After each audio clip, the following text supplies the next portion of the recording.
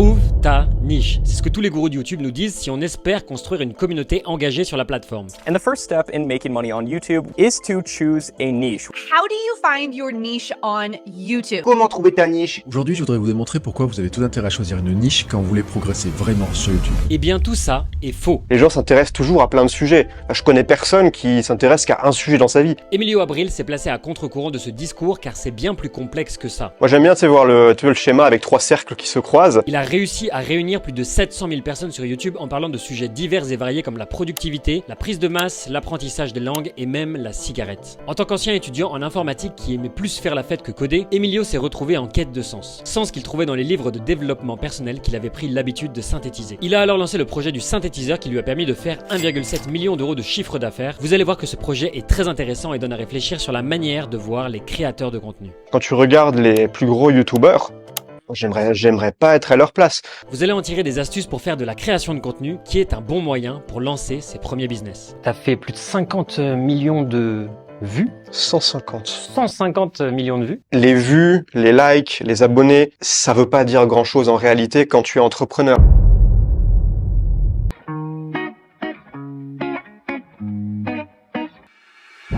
Bienvenue sur Le Tunnel, le podcast pour ceux qui veulent tout quitter pour la liberté. Venez discuter chaque dimanche pour parler business, mindset et philosophie dans la bonne humeur avec un entrepreneur qui vit en Thaïlande.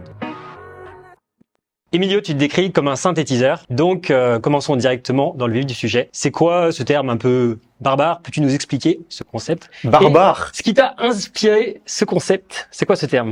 Ok, merci pour cette magnifique intro déjà. T'as tout résumé de manière assez concise, donc c'est cool. Donc le synthétiseur, c'est un projet que je lance en ce moment. En fait, je me suis rendu compte d'une chose, c'est que je me définis pas tellement comme un créateur de contenu.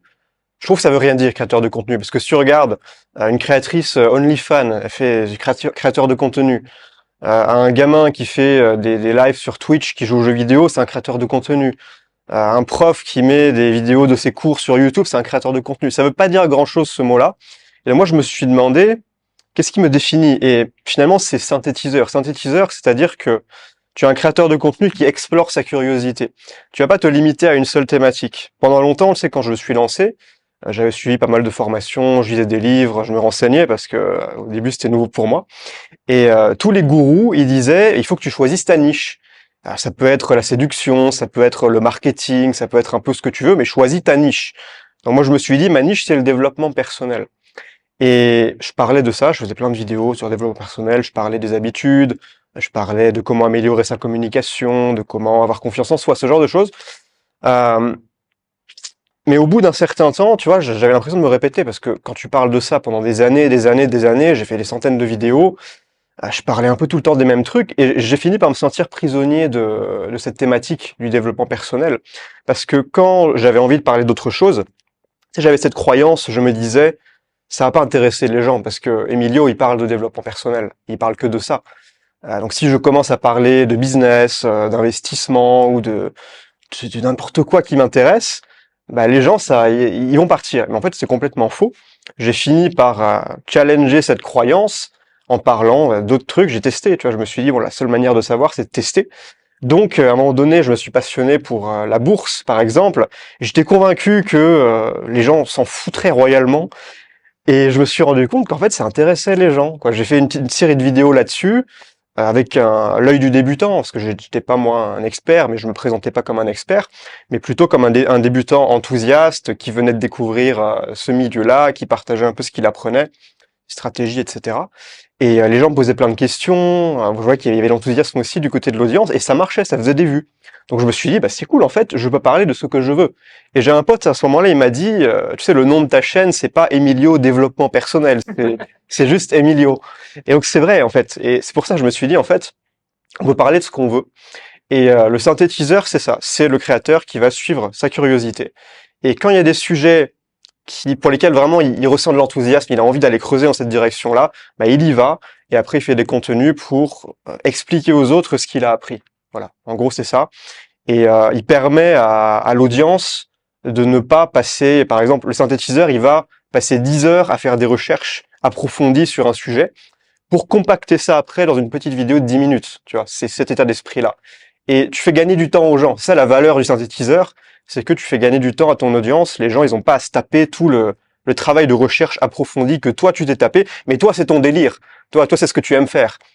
Moi, j'adore apprendre depuis toujours. Je suis passionné par découvrir de nouveaux trucs, me laisser un peu guider par, tu vas me perdre un peu dans des trous algorithmiques, aller chercher des infos sur des sujets un peu insolites. Et ouais, moi, je veux faire ça de ma vie. Ça fait des années que je fais ça et je suis très heureux de passer mes journées à créer, à lire déjà, parce que le synthétiseur, c'est ça, c'est tu vas compacter l'information, il faut que tu ailles la chercher, cette information. Donc tu vas lire beaucoup de livres, tu vas peut-être écouter des podcasts, regarder des vidéos éducatives aussi si tu veux, même si je préfère aujourd'hui la lecture. Parce que le problème des vidéos, tu vois, par exemple, si je prends l'exemple du marketing, tout le monde va suivre un peu les mêmes gourous.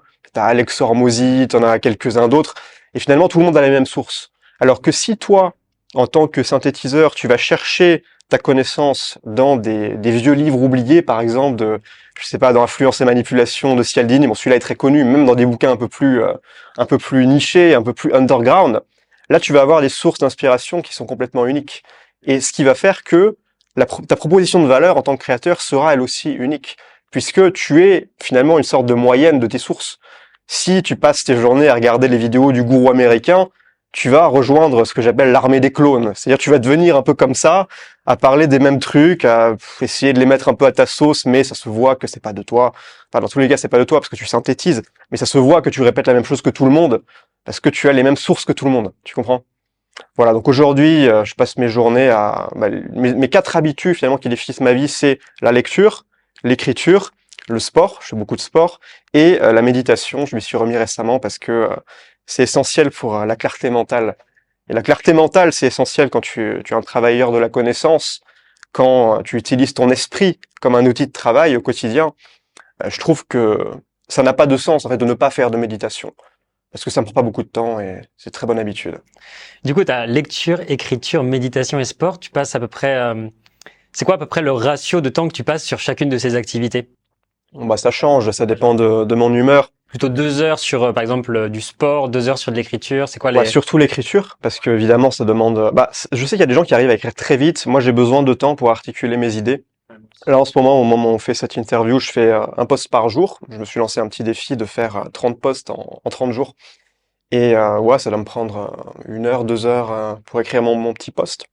Parce que j'aime bien de le faire un premier jet, puis ensuite repasser, l'améliorer, et vraiment présenter un contenu bien punchy.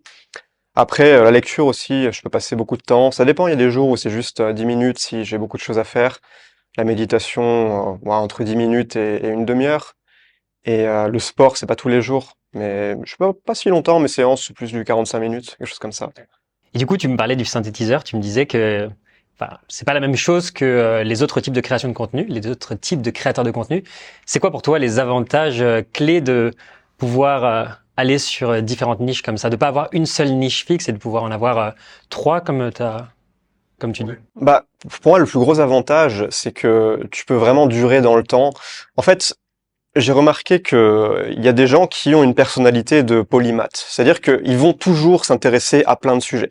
Tu as des gens qui vont réussir à devenir experts, se spécialiser. J'en connais qui dédient leur vie à une seule thématique et il y a aucun problème parce que ils arrivent toujours à creuser plus profond. Ils explorent de manière verticale. Et le synthétiseur, il explore plutôt de manière horizontale. C'est-à-dire qu'il va s'intéresser à fond à une discipline pendant par exemple 6 mois, puis il va peut-être délaisser un peu pour s'intéresser à autre chose, et sa force, c'est qu'il va faire des liens entre les disciplines. Ça va lui donner une perspective unique, ça va former une sorte de prisme à travers lequel il va pouvoir analyser le monde, et c'est ça sa valeur finalement. Et moi, ce qui m'a vraiment... je pense que j'aurais pas pu continuer ma carrière aujourd'hui, je suis un peu un dinosaure. Je commence à être dans ce game ça fait 8 ans. Ça fait 8 ans, je me suis lancé en 2016, ça fait 8 ans.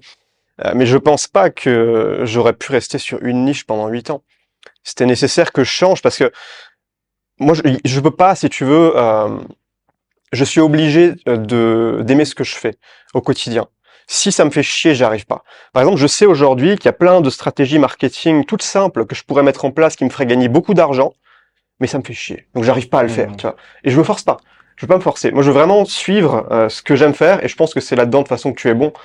Quand tu aimes vraiment la manière dont tu travailles, c'est là que tu vas te donner à fond, à 200%. Et si tu te forces et que tu travailles juste pour l'argent, c'est très bien de gagner de l'argent. Simplement, si c'est la seule motivation, je pense que c'est pas suffisant. Et moi, j'ai besoin surtout quand tu es créateur, moi j'ai besoin de parler de sujets qui m'intéressent vraiment, là, sur le moment. Par exemple, il y a des moments où je me disais, tiens là, ça fait longtemps que je n'ai pas fait de vidéo, de quoi je pourrais parler? Les habitudes, ouais, c'est un sujet qui marche bien sur ma chaîne, sauf que j'ai rien à foutre des Ça te habitudes. casse les couilles maintenant, t'as déjà poncé le sujet. Ouais, voilà, j'ai poncé le sujet. Ce n'est pas que je n'ai pas de bonnes habitudes dans ma vie, c'est juste que enseigner ça là sur le moment, c'est pas le truc qui me fait vibrer. Peut-être que j'ai plus l'intérêt pour l'investissement, peut-être plus pour créer du contenu, peut-être plus pour n'importe quoi. Il y a des choses qui m'intéressent, ça peut être des choses très diverses et variées. Mais j'ai envie, voilà, de parler de ce qui me plaît sur le moment. Et c'est ça l'avantage, pour te répondre, du synthétiseur, c'est que vraiment il y a peu de restrictions. C'est beaucoup plus libre, je trouve, comme business model. Aussi au niveau de ta niche. En fait, la niche, c'est toi-même. Tu vois, t'as pas besoin de choisir une niche, c'est la niche qui vient à toi. Toi, tu es juste toi-même, tu parles de ce qui t'intéresse. Le plus important, c'est pas ce dont tu parles, c'est d'en parler avec passion, je pense. Parce que ça, les gens le sentent. Et tu attires des gens qui sont un peu comme toi, qui sont dans le même délire que toi. Pour revenir sur ce que je te disais par rapport à la bourse, quand j'ai commencé à parler de la bourse, j'ai réalisé que moi, ça m'intéressait, mais il y avait plein de gens qui me suivaient pour le développement personnel. En fait, ils étaient un peu comme moi, et eux aussi, ça allait les intéresser.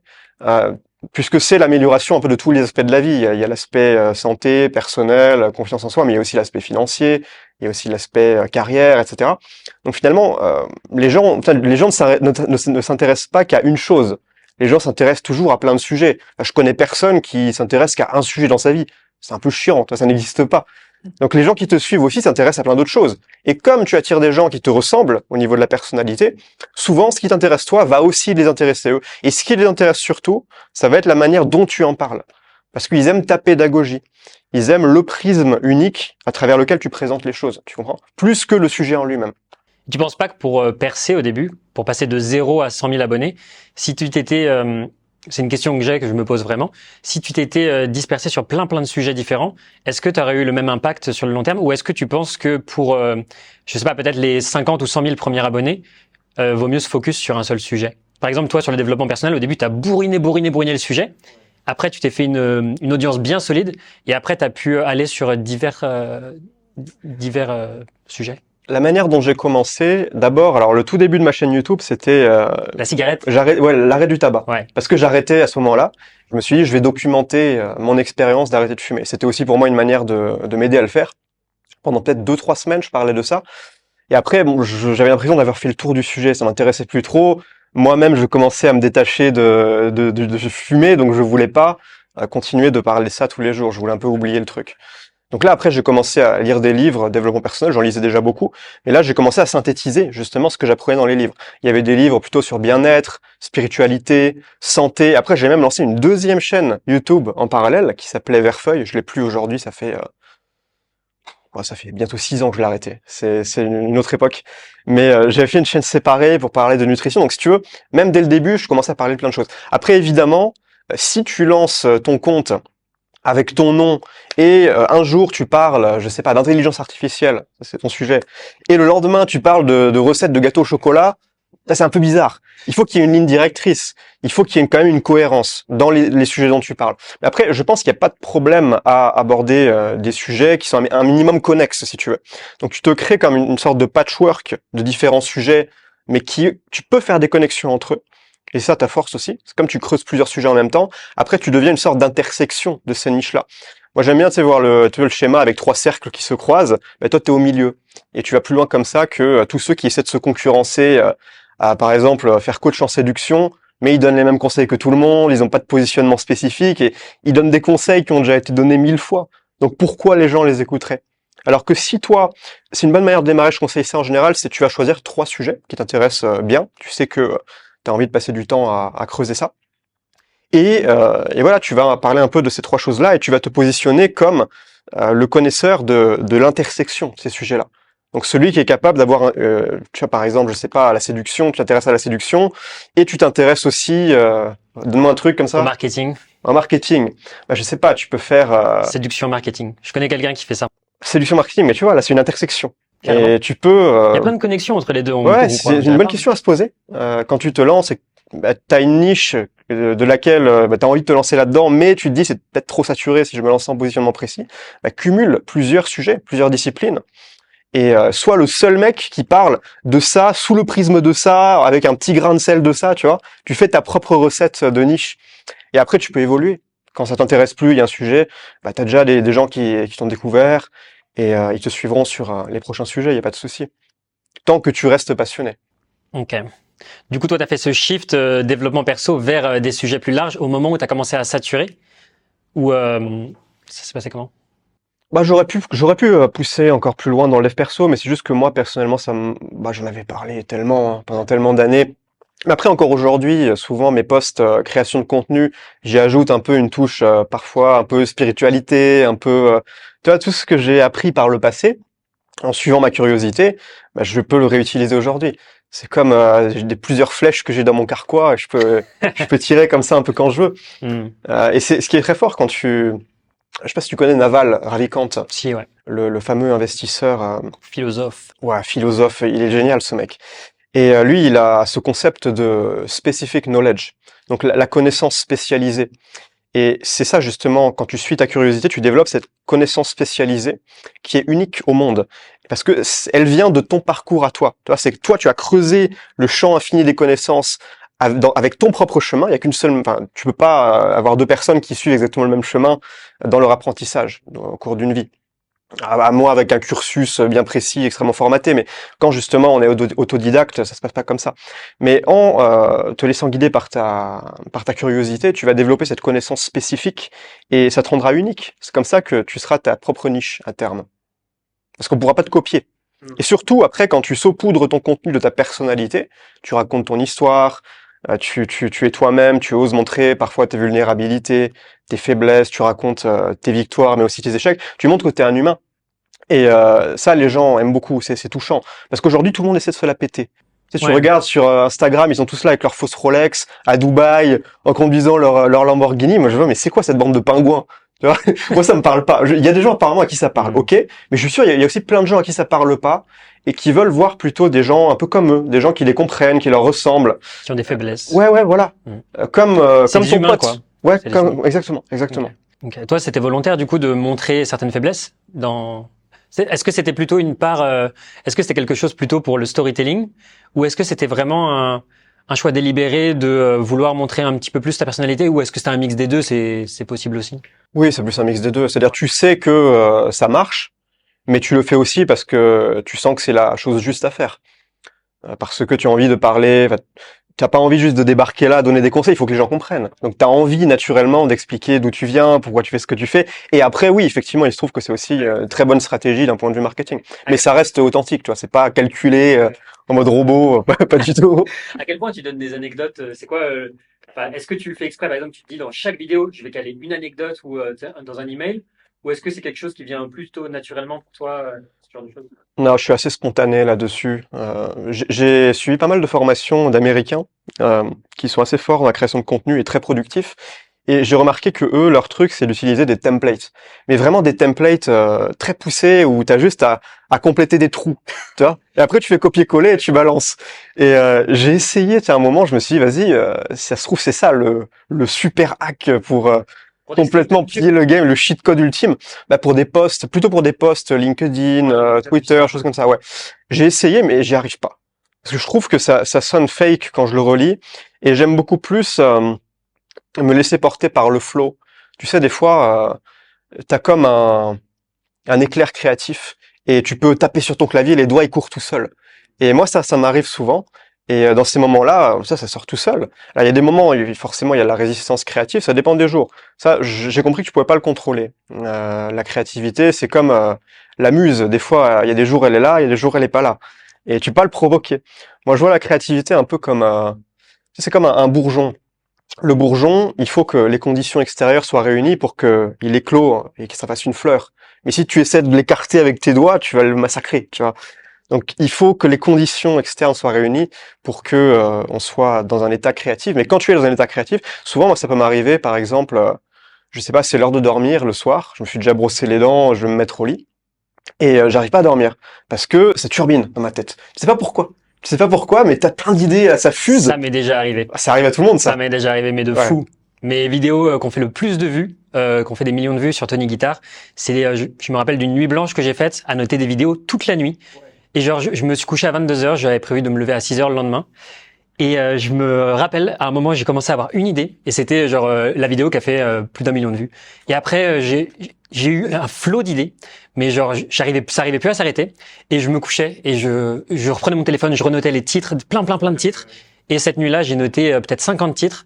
Et c'est les 50 vidéos que j'ai sorties après, qu'on fait le plus de vues sur ma chaîne Tony Guitar. Ah, c'est incroyable. Et je te jure, et j'ai jamais, maintenant je recherche des fois à retrouver ce flow-là, mais j'ai du mal à retrouver, tu vois, à retomber dans ce flow-là. Et je sais que toi, dans tes vidéos, dans une vidéo sur le deep work, tu parlais justement de différentes conditions que tu mets dans ta pratique pour essayer de rentrer en deep work. Donc, Le truc où je mettais la lumière colorée, tout ça. Ah oui! Je mettais même un diffuseur d'huiles essentielles. Ouais. je me rappelle le gros pouf où t'étais penché là, enfin ton fauteuil de king là, Ouais. avec ta petite tablette. Ouais. Et du coup, moi, je me disais, putain, j'ai envie d'avoir un siège de king comme ça. Aujourd'hui, je me prends moins la tête, hein. Je fais plus ça. C'est quoi tes techniques aujourd'hui pour rentrer dans un flow? Je sais pas, est-ce que c'est plus quelque chose qui va se faire instinctivement, ou est-ce que tu vas pouvoir le contrôler d'une certaine manière? Est-ce que tu peux réussir à utiliser certains déclencheurs qui vont pouvoir te permettre de rentrer dans un flow plus facilement? Ouais. Alors déjà, je pense que tu peux jamais 100% le contrôler. Tu peux influencer un peu, oui. J'ai remarqué que on a toujours ses meilleures idées déjà quand on sort de chez soi. Ma plus grosse erreur que j'ai faite pendant la période Covid, justement, on était un peu tous enfermés à la maison, on pouvait pas trop sortir, et au bout d'un moment, j'avais vraiment l'impression de passer ma vie entre quatre murs, et c'était assez déprimant. Ça, il y avait un moment, ça devenait pesant, moralement, d'être tout le temps enfermé. Je vivais dans mon petit écran de iPad, dans Internet. T'étais où à ce moment-là? T'étais à Bangkok? Ouais, Bangkok, Chiang Mai. J'ai un peu bougé dans la Thaïlande. Et après le Covid, bah voilà, c'est rouvert un peu, j'ai recommencé à voyager, et surtout j'ai recommencé à passer du temps dehors. Donc à partir le matin avec mon petit sac et mes affaires, et tu vois, tu fais ta journée, tu commences un petit café, tu te poses 1 ou 2 heures, t'écris un peu, puis tu vas te balader, tu laisses un peu ta créativité tourner, tu vas marcher dans un parc, puis tu vas manger un truc ou boire un petit mango shake. Tu vas te poser dans un autre café, tu vois, tu fais ta journée un peu en mode nomade comme ça.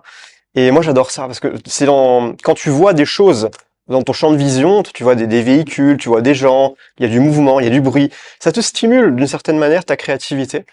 Et j'ai toujours les meilleures idées quand je suis à l'extérieur. D'accord. Après, quand il s'agit plutôt de productivité, c'est-à-dire je veux me mettre dans un environnement où là je suis très productif.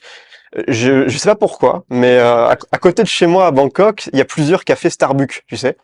Et alors il y a un de ces Starbucks, je sais pas pourquoi, quand j'y vais, je m'assois, je suis ultra productif, ultra focus. Et les deux autres, impossible d'être concentré. C'est les mêmes Starbucks, c'est les mêmes tables. Je sais pas pourquoi, il y en a un, ça marche, et deux, ça marche pas. Donc je pense qu'il y a aussi une dimension un peu métaphysique là-dedans.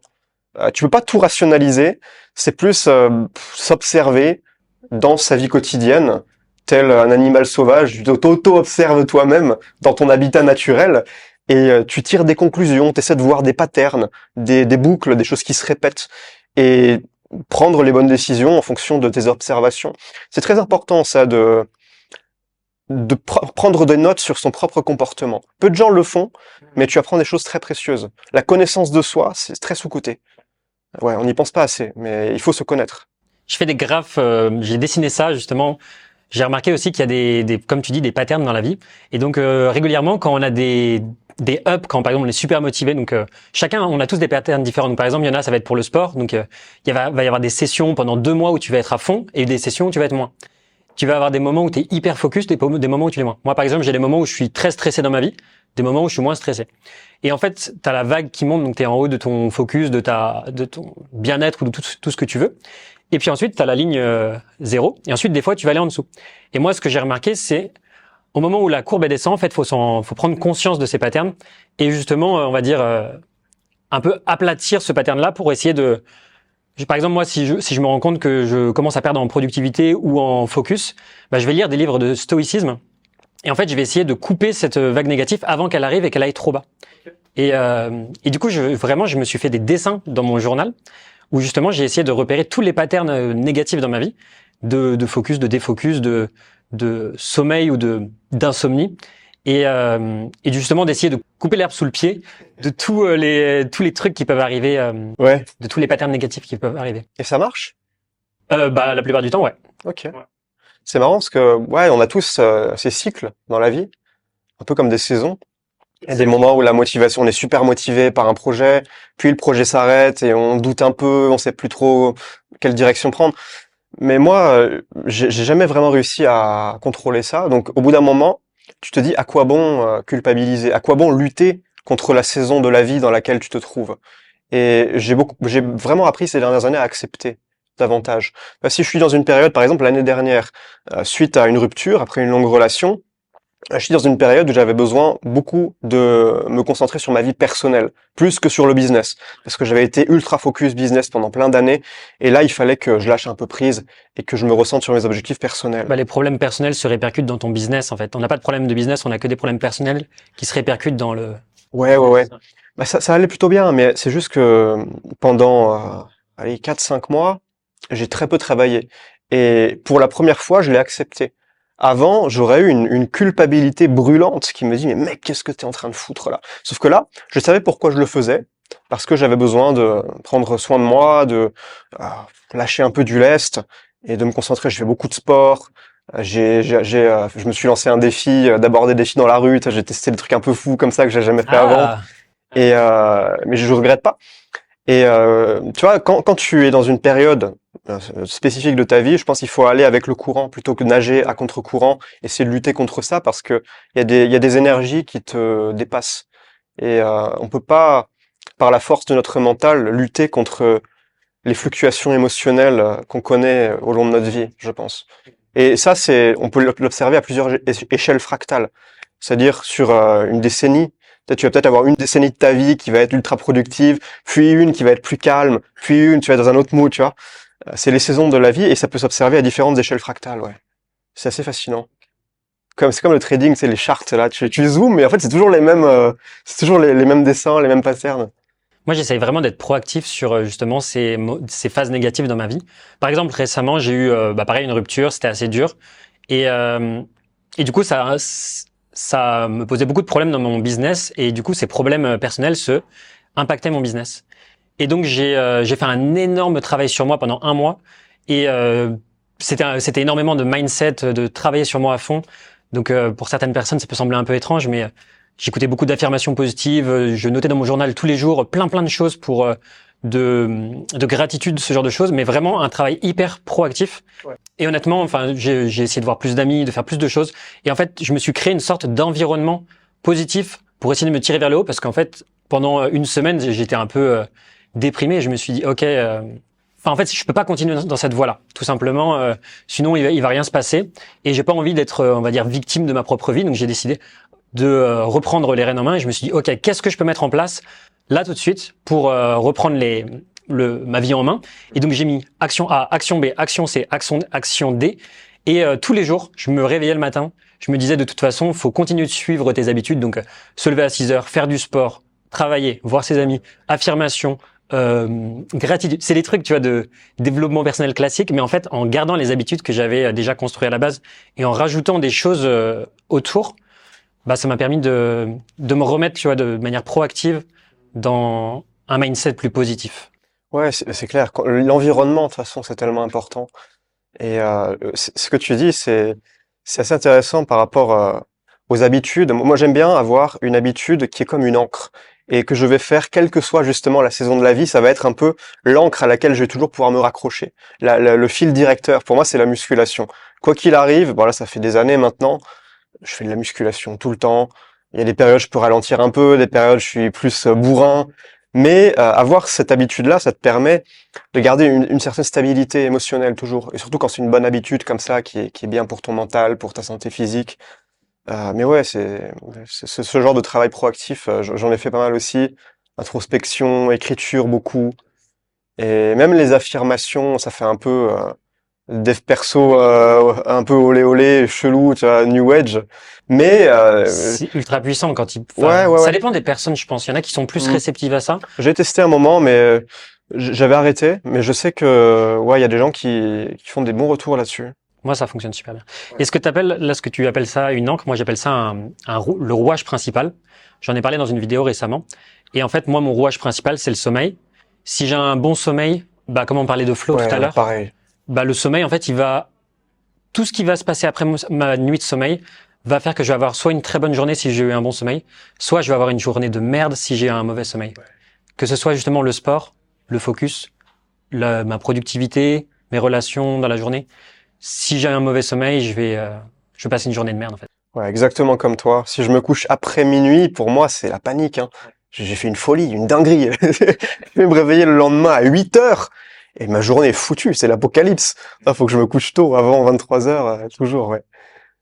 J'ai une petite coupure, un petit truc à te proposer, un petit jeu à te proposer. Est-ce que t'es chaud? Fantastique, allons-y. Alors salut Emilio, aujourd'hui on va faire ton top 1 de ce que tu préfères dans la vie. Il ne doit en rester qu'un. Mhm. C'est quoi ton podcast préféré? Putain, je te jure, c'est très difficile pour moi de répondre à ces questions parce que j'ai jamais de choses préférées dans la vie. Je peux te dire, par exemple, là, ce que c'est en ce moment mon podcast préféré, mais ce ne sera jamais le podcast préféré de ma vie. Ça n'existe pas. Ok. En ce moment, j'aime bien le podcast Actualized.org, en anglais, un mec qui parle de psyché humaine, de psychologie, voilà, de choses comme ça, de développement personnel, avec un côté très spirituel. C'est quoi ton livre préféré? How to Live de Derek Sivers. C'est qui ton youtubeur préféré? En ce moment, j'aime bien Le Précepteur qui parle de philo. J'adore aussi. Ouais, incroyable. C'est quoi ta ville préférée? Chiang Mai. C'est quoi ton outil préféré? Je ne peux que citer le iPad. C'est quoi ton repas préféré? Ah, j'adore les spaghettis. Spaghetti quoi? Ah, n'importe. Qui est ton entrepreneur préféré? Naval. Et c'est quoi ton sport préféré? La muscu. Ok. Entre le podcast et le livre, c'est quoi que tu préfères? Le livre. How to Live. Entre le précepteur et Chiang Mai, c'est quoi que tu préfères? Comment tu compares une ville à un YouTuber, mec? Chiang Mai. Allez. Entre l'iPad et les spaghettis. Le iPad. Entre Naval et la muscu. La muscu. Entre How to Live et Chiang Mai, tu préfères quoi? Chiang Mai. Si tu devais choisir entre l'iPad et la muscu, tu choisirais quoi? La muscu. Et enfin, qu'est-ce que tu préfères entre Chiang Mai et la muscu? Je préfère la salle Go Gym à Chiang Mai. Et voilà, Emilio, ce que tu préfères, c'est la muscu. Ok. Ben voilà, j'ai plus qu'à lancer ma chaîne, faire de la concurrence à Nassim Saïli.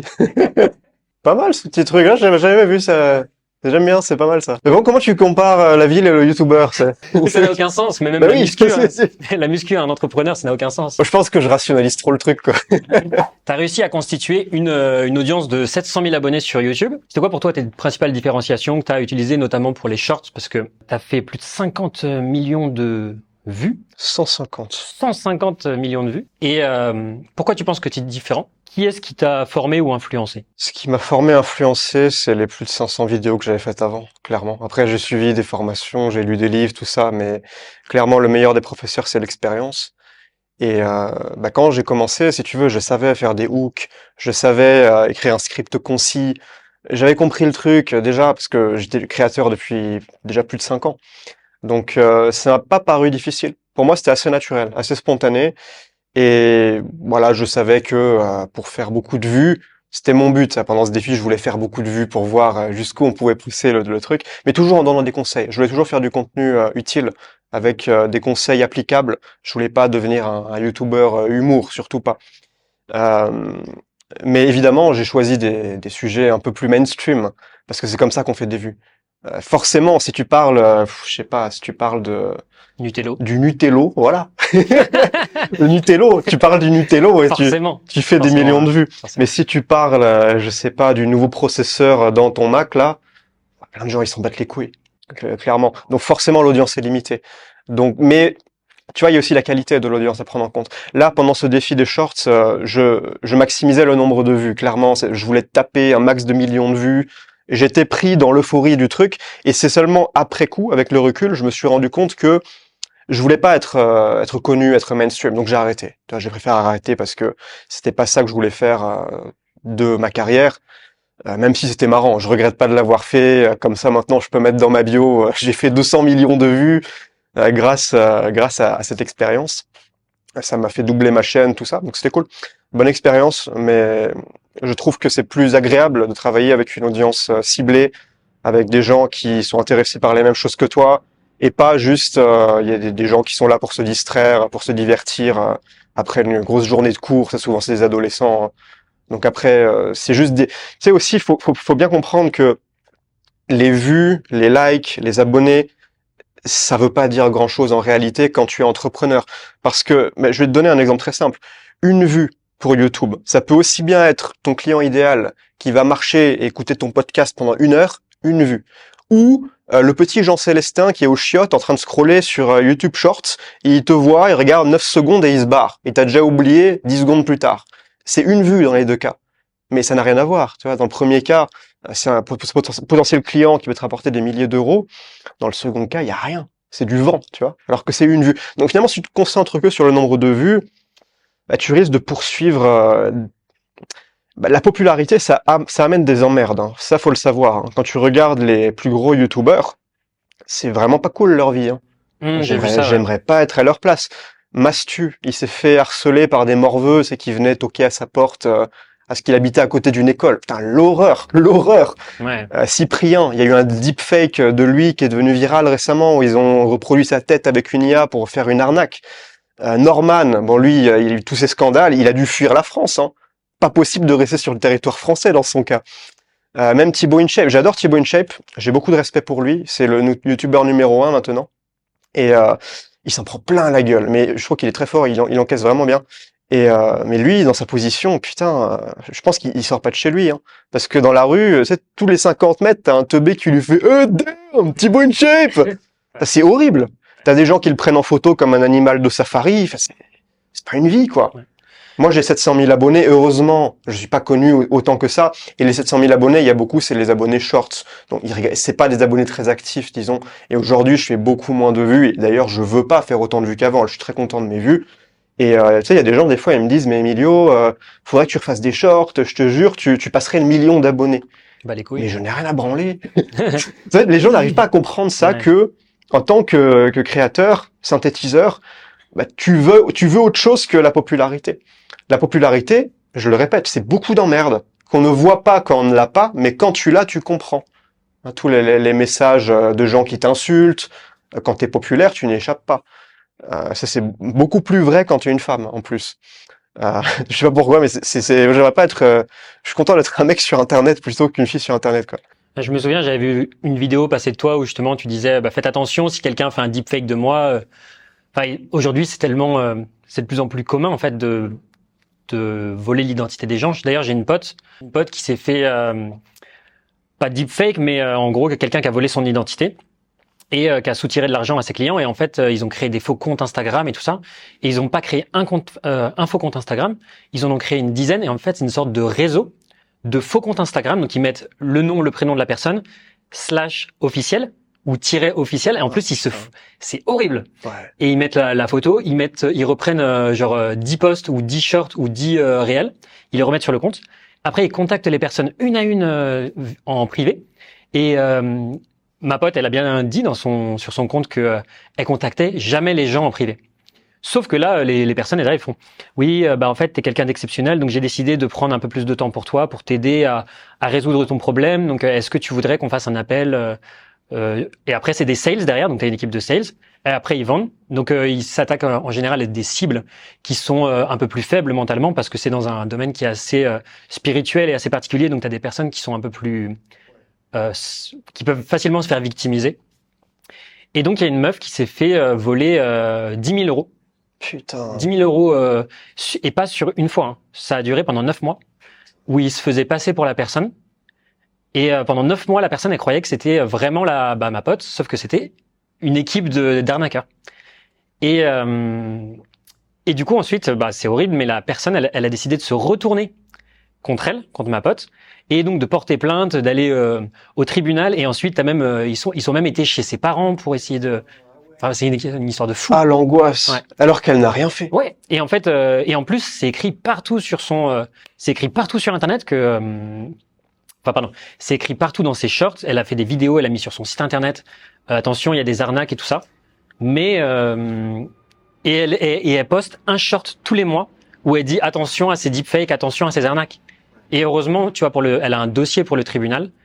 Et pendant les 9 mois où elle était pas au courant qu'il y avait cette affaire, tous les mois, elle avait fait un short un réel sur son compte Instagram où elle disait attention, il y a des arnaques. Donc en fait, elle a plein de preuves comme quoi, tu vois, elle a jamais fait ça, mais c'est juste que c'est quand même un poids énorme de savoir qu'en fait, t'as des gens qui volent ton identité. En fait, c'est quand même ultra.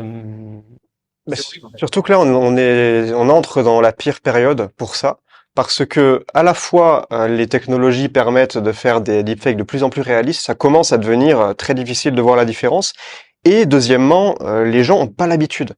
Tu vois, encore le jour où on saura que tout ce qu'on voit, il faut en douter parce que ça se trouve c'est une IA. Là, les gens seront plus sceptiques. Ils regarderont si c'est bien le bon compte, ce qui a publié, est-ce que la source est fiable. La source sera très importante. Peut-être que la blockchain pourra solutionner ce problème-là. Mais là, on est vraiment dans la période Far West de l'IA. Et ouais, putain, c'est horrible. Hein. Et en tant que créateur, tu sais, t'as pas envie de gérer ce genre de problème. Mais ça te tombe sur la gueule, quoi qu'il arrive. C'est pas de ta faute. Moi, il y a eu un deepfake aussi de moi sur Insta. Pas ma tête, mais juste ils ont pris ma voix, ces bâtards, pour faire une espèce d'arnaque pour vendre des panneaux solaires. Mais non. Mais heureusement, tu sais, j'ai lu les commentaires. Le truc, il a quand même fait pas loin d'1 million de vues. C'est une pub Instagram. Ah ouais, ils ont fait une pub, ils ont balancé de la thune. Ouais, ils ont mis de la thune là-dessus. Donc je me dis, il y a des gens qui ont payé. C'est quoi ce truc? Je sais même pas comment on fait, mec. Moi, franchement, ouais, je sais pas comment. T'as demandé des copyrights, toi? Non, j'ai pas calculé, parce que dans les commentaires, les gens ils disaient ah c'est chaud, t'as volé la voix d'Emilio, c'est une IA. Donc je me disais bon, les gens sont pas dupes, et puis de toute façon, moi j'ai autre chose à faire de ma journée que de passer ma vie sur Instagram. Je suis même pas très actif sur Instagram. Je poste des trucs, mais je l'ai pas sur mon téléphone, l'application. Tu vois, c'est mon équipe qui poste. Mais ouais, ça va être un sacré bordel, ces trucs de deepfake. Mais c'est forcément toujours les plus gros, les plus mainstream qui vont prendre le plus cher. Ça c'est une évidence. Ils vont essuyer les plâtres. Et après, ça va venir pour les moyens, puis les petits, puis les tout petits. Mais quand ce sera au tour des plus petits créateurs, les gens auront déjà l'habitude. Il y aura déjà eu des gros scandales qui auront éclaté dans la presse. Il y aura eu déjà des gros youtubeurs, des gros créateurs qui ont fait des vidéos pour parler de ça. Parce que forcément, quand ça t'arrive, comme a fait ta pote, tu en parles. Parce que tu veux pas que les gens se fassent avoir. Donc forcément, le niveau de conscience du marché est forcément voué à s'élever par rapport à ça. Les gens vont forcément comprendre parce que tout le monde va commencer à en parler. Ça va arriver dans les médias mainstream, tout ça. Et à partir d'un moment, je sais pas à quoi va ressembler. C'est assez spéculatif, hein, à partir d'un certain stade. On arrive à un point de singularité où on peut pas imaginer ce qui va se passer. Tu peux fake n'importe quoi. En fait, j'ai vu une vidéo intéressante, c'est un gars qui expliquait que à long terme, quand les deepfakes sont vraiment répandus, n'importe qui peut limite appuyer sur un bouton et générer ce qu'il veut de manière ultra réaliste, il y aurait une forme d'apathie de la réalité. C'est-à-dire que les gens dans la société vivront dans des réalités différentes. Il n'y aura pas une réalité avec laquelle tout le monde est d'accord. Il y en a qui auront vu une chose, ils vont croire que c'est vrai. D'autres, ils vont pas y croire parce qu'ils penseront que c'est fake, ils vont croire à autre chose. Et en fait, on va arriver dans une espèce de société bizarre, dystopique, où en fait, tu auras la flemme de faire l'effort de essayer de savoir ce qui est vrai et faux. Ça va demander tellement d'énergie mentale. Plus on avance dans le temps, plus ça va demander d'énergie mentale, et les gens vont probablement finir par abandonner. Ce qu'ils voient sur Internet, ils se diront de toute façon, j'ai aucun moyen de savoir si c'est vrai ou faux. Tu vois. Qui est le badge officiel. Voilà. C'est là peut-être effectivement que la blockchain peut aider à authentifier un contenu qui est vraiment, qui vient de la personne. Mais là, je te parle de ça pas seulement du point de vue des créateurs de contenu, mais de tout, en fait. De tout. Tu montres, je sais pas, une scène de guerre, et est-ce que c'est vrai, est-ce que c'est faux? Est-ce que ça s'est passé, est-ce que ça s'est pas passé? T'en sais rien. Il y a des gens qui vont croire que oui, il y a des gens qui vont croire que non, il y a des gens qui seront au milieu et qui vont se dire, je sais pas, je veux pas savoir. Tu vois. Et en fait, la réalité, c'est très philosophique et très profond, cette question. Parce que ça touche à notre perception du monde. On ne peut plus croire ce qu'on voit. Tu vois, on peut encore aujourd'hui à peu près croire ce qu'on voit, même si les deepfakes commencent. Mais à un moment, probablement on ne pourra plus se fier à ce qu'on voit. Et aujourd'hui, les réseaux Internet, c'est la nouvelle société. Le monde digital, c'est là que tout se passe. Donc, tu pourras croire ce que tu vois dans le monde réel, Sauf que la vie se passe de plus en plus sur Internet aujourd'hui. Donc ça va être très bizarre. Ça va être très bizarre. Voilà. Ça va être intéressant à observer. Il y en a pour qui ça va être horrible. Et je souhaite à personne de subir ces choses. Mais ça va arriver. Faut en être conscient. Faut se préparer mentalement à ça. Quand tu parles d'authentification, justement, ma pote, elle a voulu s'authentifier, elle a voulu avoir la petite coche officielle d'Instagram. Mais le problème, elle est connue, elle a plus de 100 000 abonnés. Mais le problème, c'est que c'est pas son nom officiel, c'est un nom de... Ben oui, il faut mettre ton vrai nom. Il faut que ce soit Emilio Abril, il faut que ce soit Tony Rouget, il faut que ce soit un vrai nom. Mais si par exemple tu utilises si par exemple c'est Tony Marketing ou Emilio Développement Personnel, eh ben en fait tu peux pas avoir le badge parce que c'est pas ton nom de famille. C'est complètement con parce que ce qui compte, c'est comment tu es connu pour l'audience. C'est le nom de ta marque. C'est pas forcément ton nom prénom. Mais ça devrait évoluer. Parce qu'avec les deepfakes, forcément, il va y avoir une énorme pression sur les big tech, sur YouTube, Instagram, Facebook, ça. Il va forcément y avoir une énorme pression sur eux et ils vont être obligés de réagir à un moment donné. Aujourd'hui, ils peuvent se permettre encore de laisser courir des comptes arnaques parce que ça booste leurs chiffres d'utilisateurs actifs. Ça, c'est des comptes actifs. Donc, ça fait plaisir aux investisseurs. Donc, tu vois, on va pas commencer à supprimer tous ces comptes-là. Mais à un moment donné, ils n'auront pas le choix. Tu vois ce que je veux dire? Pour revenir un petit peu à ta chaîne YouTube, du coup, tout à l'heure, on parlait du synthétiseur. Tu me disais que tu créais surtout du contenu par rapport à ce qui te faisait kiffer sur le moment, ce qui t'intéressait, etc. Et je voulais savoir comment est-ce que tu fais pour trouver un équilibre entre ce qui te fait kiffer et la demande de ton audience. Est-ce que aujourd'hui, tu suis uniquement ton instinct à 100% et tu fais vraiment ce qui te fait kiffer, quitte à faire des vidéos qui font 500 vues, ou est-ce que tu essayes toujours quand même de trouver un truc qui... comment est-ce que tu trouves cet équilibre entre les deux? Bah alors, je vais pas choisir le sujet parce que les gens veulent ce sujet. D'ailleurs, ça, tu le sais pas en général. Il faut tester, voir souvent, tu peux avoir, comme je te disais tout à l'heure, tu vas avoir l'impression que tel sujet va pas marcher et en fait, ça intéresse les gens. Mais il faut pas confondre le contenu et l'emballage du contenu, le marketing qu'il y a autour, la manière dont tu le présentes. Je pense que tu peux parler d'à peu près tout ce que tu veux, tant que tu en parles d'une manière qui est attractive. C'est ça la force d'un bon synthétiseur, c'est d'être capable de prendre, tu vois, une masse brute de contenu un peu chiant sur un sujet peut-être un peu obscur, un peu pas facile à comprendre, compresser ça dans une petite vidéo, tu vois, une petite capsule comme ça, et tu regardes ça, ok, c'est clair comme du cristal. Et ouais, donc moi, franchement, je préfère parler de ce qui m'intéresse, puisque c'est ce que forcément j'expliquerai le mieux, puisque j'ai l'enthousiasme d'en parler. D'ailleurs, il me semble que tu as une formation gratuite sur le synthétiseur. On mettra le lien dans la description, vous pourrez aller voir ça. J'explique, c'est une formation, une série d'emails qui sont vraiment très longs, très complets, où je détaille le modèle du synthétiseur, en commençant par donc qu'est-ce que c'est le synthétiseur, la niche, comment ça fonctionne, quand tu suis ta curiosité plutôt que de te restreindre à une niche rigide. Ensuite, créer du contenu, et puis la monétisation. Donc j'explique tout dans ce petit cours gratuit. Voilà. Ok, j'ai une question un peu particulière. Si tu devais me coacher pendant 3 mois pour faire une compétition où le premier qui fait 50 millions de vues sur YouTube, avec des shorts, les techniques que tu veux, gagne 1 million d'euros. À quoi ressemblerait ce coaching? Pendant 3 mois, tu dois faire 50 millions de vues en 3 mois Ouais. pour gagner 1 million de... C'est une compétition avec des youtubeurs. T'es mon coach. T'as 3 mois pour m'aider à faire 50 millions de vues. Si on gagne, on se fait 1 million d'euros chacun. Sinon, rien du tout. Ok. Comment tu ferais? Bah déjà, je te poserai des questions. Qu'est-ce que tu veux faire comme contenu? Dans quoi tu es bon? Faut savoir déjà qui tu es. Je veux pas donner de méthode universelle qui est standardisée. Donc je te demanderai déjà qu'est-ce que tu veux faire comme contenu, peut-être quel sujet tu veux aborder, dans quels sont les aspects de la communication dans lesquels tu es le meilleur. Est-ce que tu es meilleur en écriture? Est-ce que tu es meilleur en communication non verbale? Il faudrait travailler déjà, je pense, différentes compétences. Pour les shorts, là tu me parles de shorts, hein, on est d'accord. C'est très important d'amener une énergie. Si l'émotion est neutre, ça marche pas. Il faut qu'il y ait une émotion.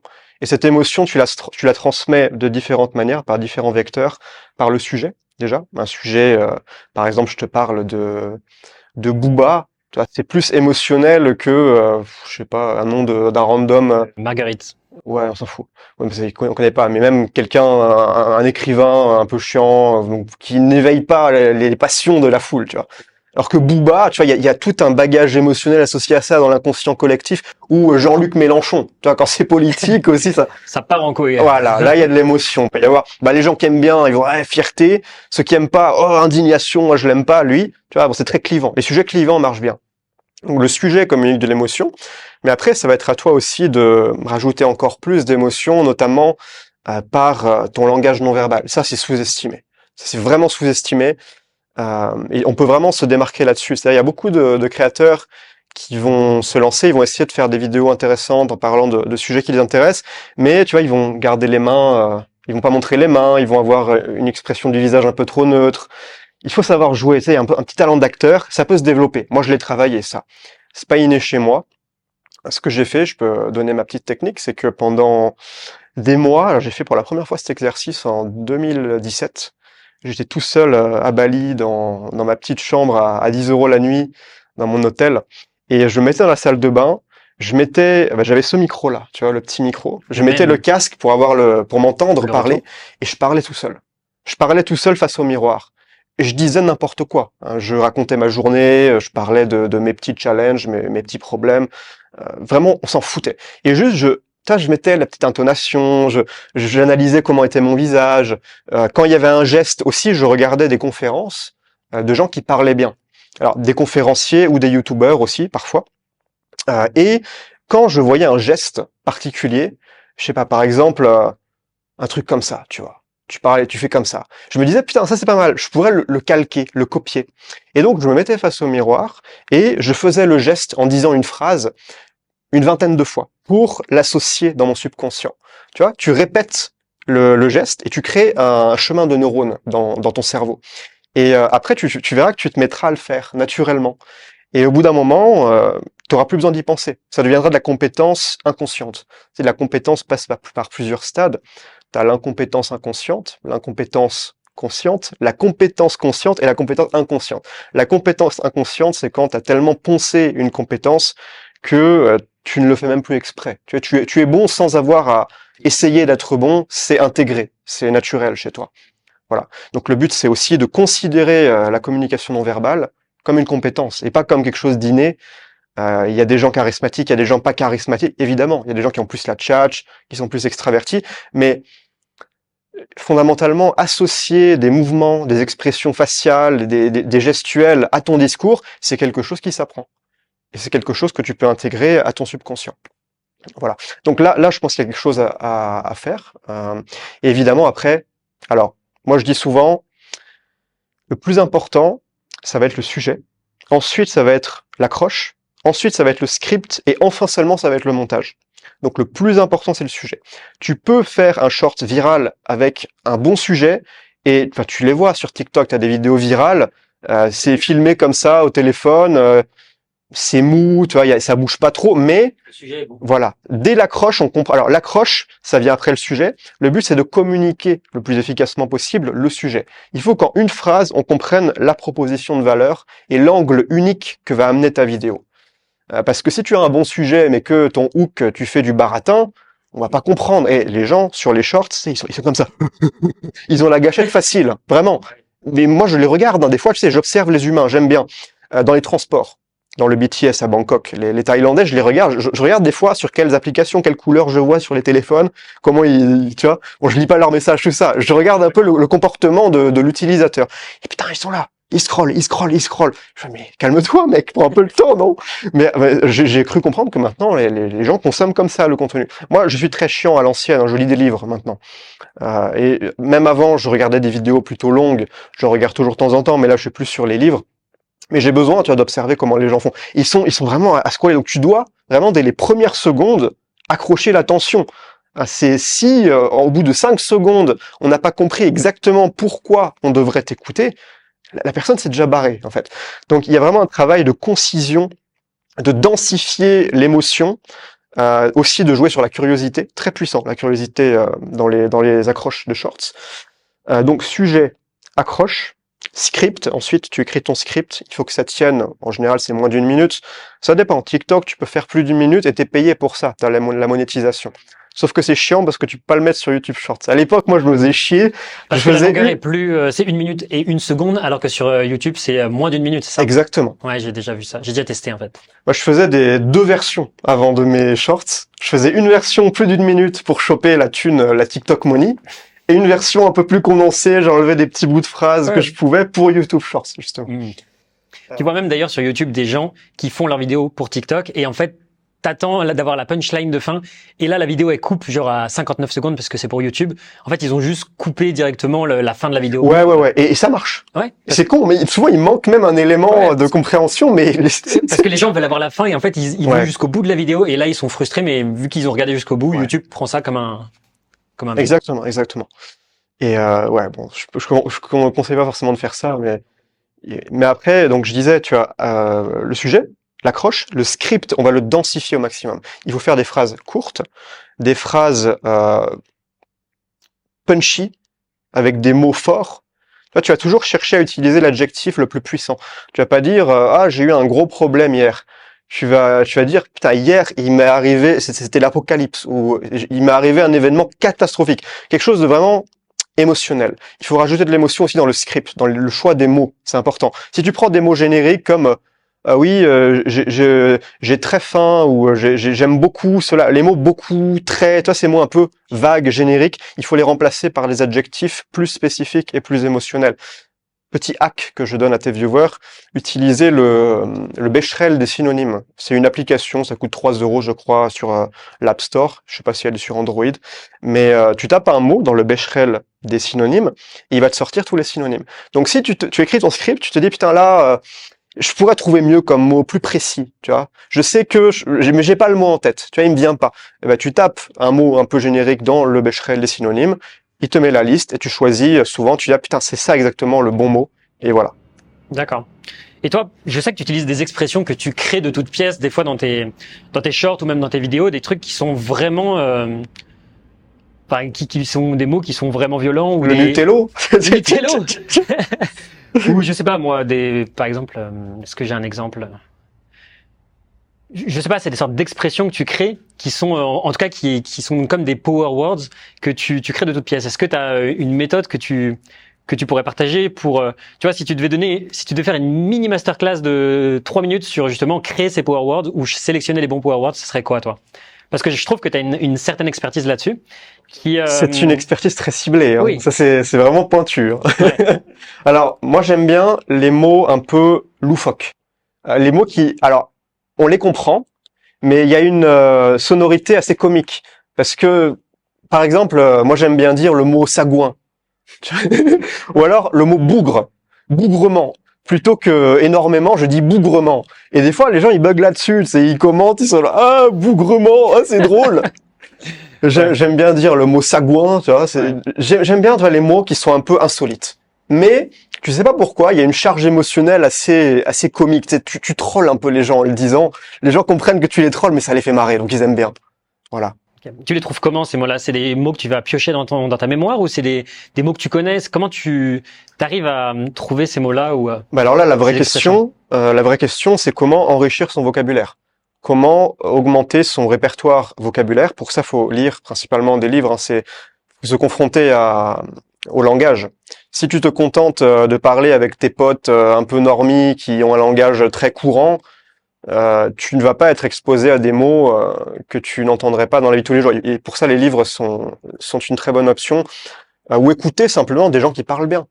T'es pas obligé de lire des livres. Tu peux regarder, je sais pas, des conférenciers qui s'expriment bien sur un sujet, qui ont une certaine éloquence. Ouais. Il faut s'exposer au langage. Parce que c'est comme ça que tu apprends des mots. Ou même le Becherel des synonymes peut aider à découvrir de nouveaux mots. J'ai appris des mots avec ça. Ok. Donc, pour résumer le plan d'action à 50 millions de vues pour 1 million d'euros, ça serait langage non verbal, émotion, sujet, titre, script, montage. Et du coup, tu donnerais quoi comme timeline si par exemple tu avais 3 mois, ça serait quoi la priorité si tu avais...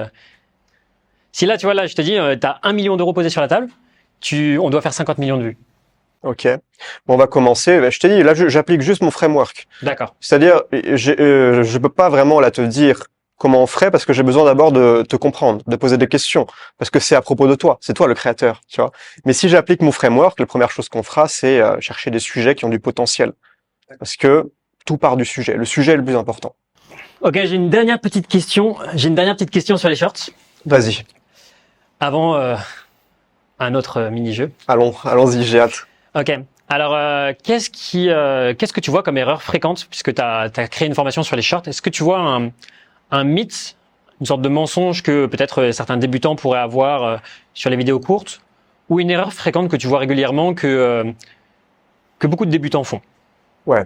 Pour pouvoir aider nos auditeurs qui veulent potentiellement débuter sur les vidéos courtes. Ouais, là-bas, il y en a beaucoup. Moi, j'ai formé avec mon programme Shorts Domination, j'ai formé des centaines de créateurs shorts. Le problème principal que j'ai vu en analysant leurs vidéos, c'est qu'ils prennent des sujets beaucoup trop génériques. Une fois de plus, le sujet. Le sujet est trop générique. Par exemple, comment sortir de sa zone de confort? 3 conseils pour avoir confiance en soi. C'est du vu et revu, c'est abstrait, c'est flou, c'est pas assez émotionnel, c'est pas assez croustillant. En fait, il faut que, quand tu dis ton accroche, qui est censé communiquer ton sujet, il faut qu'on ait des images déjà en tête. Quand c'est visuel, le visuel aussi. J'ai dit l'émotionnel, la curiosité, mais le visuel est très important. Si c'est trop vague, trop abstrait, trop générique, ça ne marchera pas. Parce que les gens ont envie de visualiser des images. Tu vois, on a envie, surtout quand c'est du face caméra où tu dis ton script. Là, c'est important d'avoir un langage, pas juste un script, mais un sujet qui soit visuel. Okay. Un sujet visuel, mais est-ce que aussi le visuel que tu mets sur la première frame est important? Ouais. Alors, l'accroche dans un short, ça va être la phrase de ton script, mais aussi l'image que tu mets.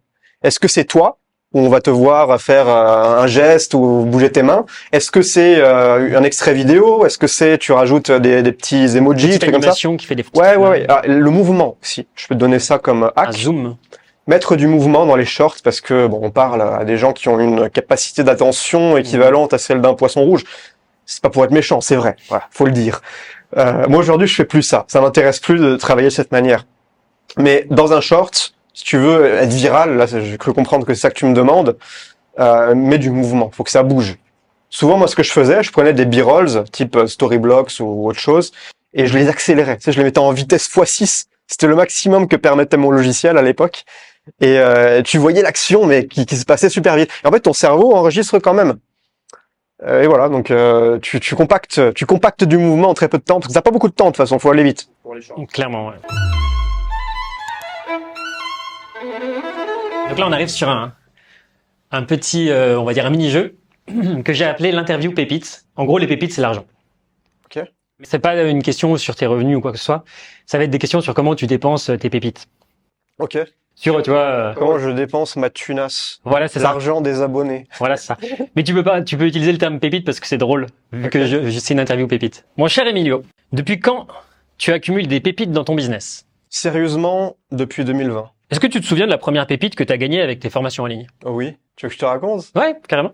C'était la première formation que j'ai lancée. C'était une formation pour arrêter de fumer avec la programmation neurolinguistique. Un sujet bien chiant, c'était pas du tout ce que voulait mon audience. J'ai passé 3 semaines à bosser super dur pour créer une formation. J'ai fait 2 ventes. Donc, elle était à 27 €, donc j'ai fait 50 balles, quoi. Mais j'étais content. Aujourd'hui, c'est quelle stratégie qui te rapporte le plus de pépites? Vendre des formations. Quelle est la plus grosse somme de pépites que tu as dépensée pour quelque chose que tu regrettes maintenant? Je regrette rien, à part des petits achats. Je pense que je suis pas très dépensier. Je fais pas de gros achats compulsifs que je regrette. Est-ce que les pépites te motivent à créer plus de nouveaux contenus? C'est toujours bien d'en avoir plus. Hein. Je veux pas dire non. Est-ce que tu as un plafond de pépites que tu souhaiterais atteindre un jour? Bah non, il y a pas de plafond. Le plafond est ouvert. Pourquoi se limiter? Penses-tu que les pépites te rendent heureux? Non, ça me rend libre et la liberté rend heureux, ouais. Donc ça contribue indirectement. Quelle est la chose la moins chère que tu aies achetée mais qui vaut des pépites pour toi? Ouais, un bête sac en toile. J'ai complètement arrêté les sacs à dos. Maintenant, j'ai juste, tu sais, un sac en toile classique là. Je trouve ça tellement plus facile de sortir tes affaires. Je l'utilise tout le temps. C'est génial. Est-ce que tu as eu une mauvaise expérience avec l'investissement de pépites? Bon, j'ai perdu quelques milliers d'euros dans des shitcoins, un peu comme tout le monde. Mais ça va, le risque était maîtrisé. J'ai pas fait des folies. Voilà. Quelle est la dépense la plus folle que tu aies jamais faite avec des pépites, avec tes pépites? Je sais pas si c'est si fou que ça, mais j'ai déjà voyagé quelques fois en business class. C'était assez irrationnel, mais j'avais envie de me payer ça. C'était plus un kiff. Et je regrette pas. Si les pépites étaient illimitées, quel projet de rêve lancerais-tu? Je ferais ce que je fais aujourd'hui. Je continuerai de faire ce que je fais, ouais. Je changerai pas. Quel est le meilleur conseil que tu donnerais à quelqu'un qui veut commencer à générer des pépites? Lance un business. Ne commence pas à te dire que c'est la crypto qui te fera tes pépites. Construis ton capital avec l'entrepreneuriat et après, si tu veux, investis. Mais on fait pas les choses à l'envers. Le capital se construit avec le business, pas avec l'investissement.